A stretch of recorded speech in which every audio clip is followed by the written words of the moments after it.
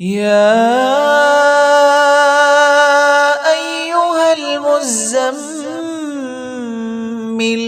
قم الليل إلا قليلا نصفه أو انقص منه قليلا أو زد عليه ورتل القرآن ترتيلا إنا سنلقي عليك قولا ثقيلا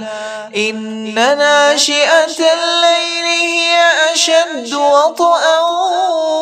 وأقوم قيلا إن لك في النهار سبحا طويلا واذكر اسم ربك وتبتل إليه تبتيلا رب المشرق والمغرب لا إله إلا هو فاتخذه وكيلا واصبر على ما يقولون واهجرهم هجرا جميلا وذرني والمكذبين أولي النعمة ومهلهم قليلا إن لدينا أنكالا وجحيما وطعاما ذا غصة وعذابا أليما يوم ترجف الأرض والجبال وكانت الجبال كثيبا مهيلا إنا أرسلنا إليكم رسولا شاهدا عليكم كما أرسلنا إلى فرعون رسولا فعصى فرعون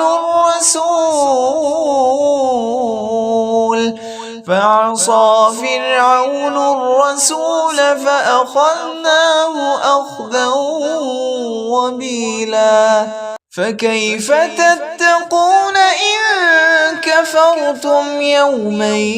يجعل الولدان شيبا السماء منفطر به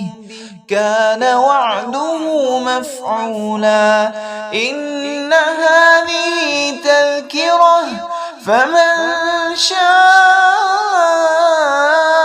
اتخذ إلى ربه سبيلا إن ربك يعلم أنك تقوم أدنى من ثلثي الليل ونصفه وثلثه وطائفة من الذين معك والله يقدر الليل والنهار علم أن لن تحصوه فتاب عليكم فاقرؤوا ما تيسر من القرآن علم أن سيكون منكم مرضى وآخرون يضربون في الأرض يبتغون من فضل الله وآخرون يقاتلون في سبيل الله فاقرؤوا ما تيسر منه وأقيموا الصلاة وآتوا الزكاة وأقرضوا الله قرضا حسنا وما تقدموا لأنفسكم من خير تجدوه عند الله هو خيرا وأعظم أجرا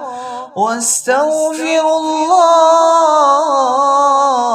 إن الله غفور